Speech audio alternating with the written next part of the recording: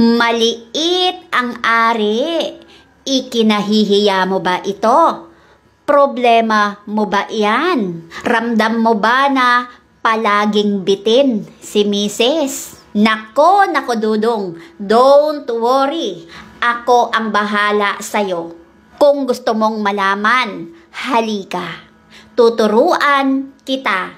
Alam nyo, ipapaliwanag ko muna. Ganito yon. Nakakatulong sa pagsasama ng mag-asawa ang pagkakaroon ng healthy at satisfying ng you know what I mean. Kaya naman, mahalaga na mapaligaya mo ang iyong partner. Para sa mga lalaki ay importante na mapaligaya nila ang kanilang mga misis at karaniwang inuugnay ang pagiging magaling sa bakbakan. Lalo na kapag malaki at mahaba ito. Nakakadagdag ito ng confidence para sa mga lalaki kapag matulis at sa kanilang appeal. At eto na, kung ikaw ay nakakaramdam at totoo naman na may kaliitan si Dudong, nako, tuturuan kita, may mga posisyon para dyan para masapul mo ang tamang daan at mahuli mo ang spot para sa iyong minamahal.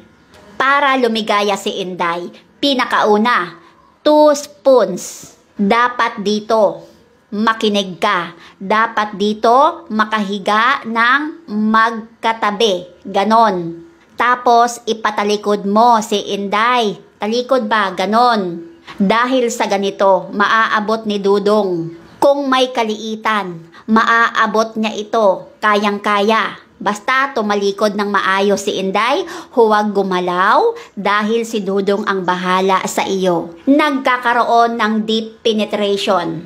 Kaya mainam na gawin ito. Maganda itong techniques. Kapag hindi gaanong well-endowed. Ito, pangalawa. Ito ang tinatawag na tumatahol. Aw-aw. Ang rare entry o mas kilalang tinatawag na aw-aw. Ito ay classic. Ito ay tinatawag na kapag si Inday dapat nakatuwad. Yung parang aswang kung umaga, nakatuwad, ganern. Dapat naka all fours. Habang sa likod naman, doon sa likuran, pumunta ka doon, Dudong. Doon mo dapat yun tamaan. Kapag tinamaan, syempre, sapol yun, di ba? Kapag ginawa mo ito, mas mararamdaman ni Inday ang katuwaan, yung happiness. Magugustuhan niya ito kahit ano pa ang laki o haba, maliit man, o di ba? Siguradong patok ito kay Inday. Pangatlo, reverse cowgirl. Ang mga woman on top ay epektibo para sa mga lalaki na hindi masyadong katangkaran. Alam mo na yon. Ito ay dahil mas merong kontrol si Mrs. At mas maganda ang posisyon niya para tamaan ang G-spot. Yung talagang, Kabilang narito ang reverse cowgirl.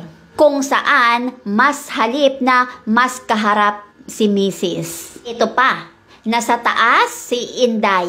Ito ang pinaka-epektibo, pinaka-straightforward para kay Dudong na hindi masyadong kalakihan. Dahil ito ay pwedeng ma-stimulate ni Inday ang clitoris nito at maaari rin niyang kontrolin kung ano man ang mga posisyon nito.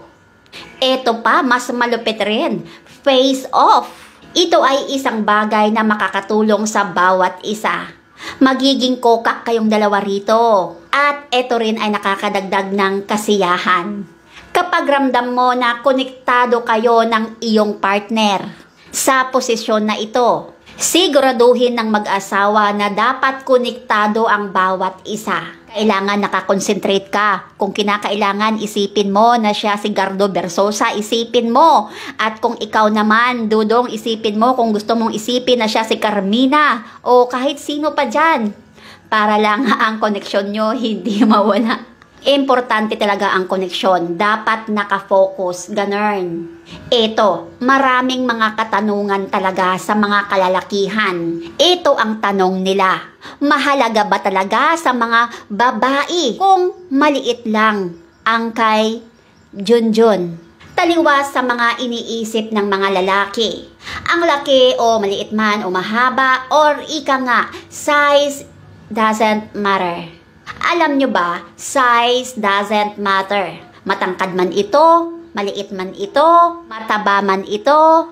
Sa katunayan, ayon sa pag-aaral, walang masyadong pakialam ang mga babae kung malaki man o maliit man ito. Kadalasan kasi ang mga mali ng mga lalaki talaga ay kinukumpara nila sa mga kaibigan nila, sa mga napapanood nila, na ganun, ganyan. Nako, huwag mo dapat ikumpara ang iyong sarili. Yan ang mali mo. Kaya ayan tuloy, nagkakaroon ka ng hindi pag-confident sa iyong sarili, dudong. Nawawalan ka ng pag-asa, lalo na't binata ka pa. Baka halimbawa magkaroon ka ng syota balang araw, tapos nakita ito, iisipin mo, baka ma-disappoint siya, hindi siya masiyahan, baka mabitin, baka makabos.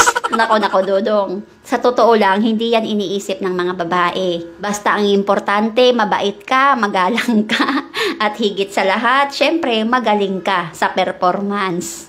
Ayon pa kay Dr. Holly Richmond, isang licensed marriage and family therapist at certified sa kanyang practice. Natuklasan niya na hindi naman sa laki gusto ng mga kababaihan kung hindi ang tinatawag na performance. At syempre, ang ugali nito. Hindi naman kailangan hadlang ang pagkakaroon ng maliit sa inyong kaligayahan. Hindi rin ibig sabihin na kapag maliit, ay hindi mo mapapaligaya si Mrs. Bagamat ay mayroong ilang pwede mong gawin. So ayan dudong, huwag mawalan ng pag-asa. Hindi talaga bumabase ang mga babae sa mga ganyan, sa mga kailangan malaki. Gusto ko, kailangan ng maasawa ko, yung gusto ko yung mataba, na medyo matulis. Kailangan ganon. Hindi ganon ang mga babae dudong.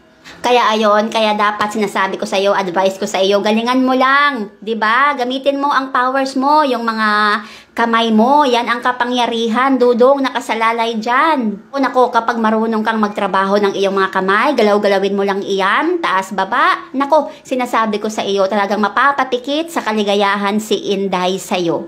Hindi lang mapapapikit. Nako, baka araw-araw, gabi-gabi, yayain ka niya. So ayon. Marami talagang nagtatanong sa akin, maraming nang big message kung ano ba talaga ang gusto ng mga babae, maliit ba o malaki ba, mataba ba, payat ba.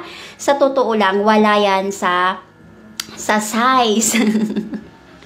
Dapat ang gawin mo dudong, kailangan mo lang talaga ng lakas, bigyan ng oras at panahon si Inday. Kung gusto mo, kung kinakailangan, hulikayin mo, kaykayin mo, kuskusin mo, ganon, yan ang may papayo ko sa iyo para naman ganahan si Inday sa iyo.